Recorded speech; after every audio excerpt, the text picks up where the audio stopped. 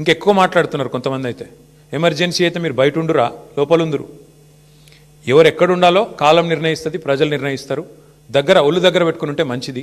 ఇవాళ నేను అధికారులకు కూడా చెప్తా ఉన్నా, ఈ ఫోన్ ట్యాపింగ్లు, వీటి మీద జరుగుతున్న ధారావాహికంగా జరుగుతున్న డ్రామాలు, ఇందులో భాగస్వాములు అయితే అధికారులకు కూడా నేను చెప్తా ఉన్నా, ప్రతిరోజు ఒక్కరిదే ఉండదు. ఇంకో 2-2.5 ఏళ్లలో మళ్ళీ మా ప్రభుత్వం తప్పకుండా వస్తుంది. మీకు తెలుసు, అది ప్రజల మూడు మీకు తెలుసు. మన గ్రామ పంచాయతీ ఎన్నికల్లో చూసినారు, మీకు తెలుసు. ఇవాళ ఎన్నికలు పెడితే రాష్ట్రంలో ఏం ఫలితం వస్తుందో కూడా అధికారులకు తెలుసు. నేను వారికి చెప్తా ఉన్నా, మేమెన్నడూ గత 10 ఏళ్లలో ఇట్లా అధికారాన్ని దుర్వినియోగం చేయలేదు, ఎక్కడా చేయలేదు.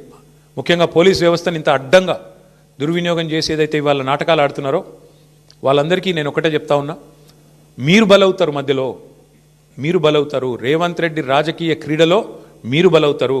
మొన్నెట్లయితే కాంగ్రెస్ పార్టీ అంతర్గత కుమ్ములాటల్లో, ఆధిపత్య పోరులో జర్నలిస్టులు బలైనారో, రేపు నేను చెప్తున్నా, మీరు భాగస్వాములు అయితే అధికారులు మీరు బలవుతారు. గుర్తుపెట్టుకోండి. రిటైర్ అయిన వాళ్ళని ఏం చేయలేరు భవిష్యత్తులో బీఆర్ఎస్ వాళ్ళు అనుకుంటురేమో, దానికి కూడా మాకు రేవంత్ రెడ్డి గారే తోజు పెట్టిండు.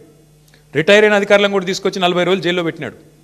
కాబట్టి రిటైర్ అయిపోతాము, తప్పించుకుంటాము అనుకునే వాళ్ళకు కూడా నేను చెప్తా ఉన్నా, ఎవరు ఎక్కడికి పోలేరు. ఇప్పుడు ఎవరెవరైతే రేవంత్ రెడ్డి గారు ఆడిచ్చినట్టు ఆడుతుండ్రో, అక్రమమని తెలిసి కేసులు పెడుతుండ్రో, అక్రమమని తెలిసి అడ్డదారులు దొక్కుతున్నారో, ఈ టైప్లో ఆయన ఆడిచ్చినట్టు ఆడితే మాత్రం మీకు కూడా తప్పకుండా భవిష్యత్తులో మరి చట్టపరంగా, న్యాయపరంగా మీకు కూడా ఇబ్బందులు ఉంటాయి. గుర్తుపెట్టుకోవాలని చెప్పి కూడా అధికారులు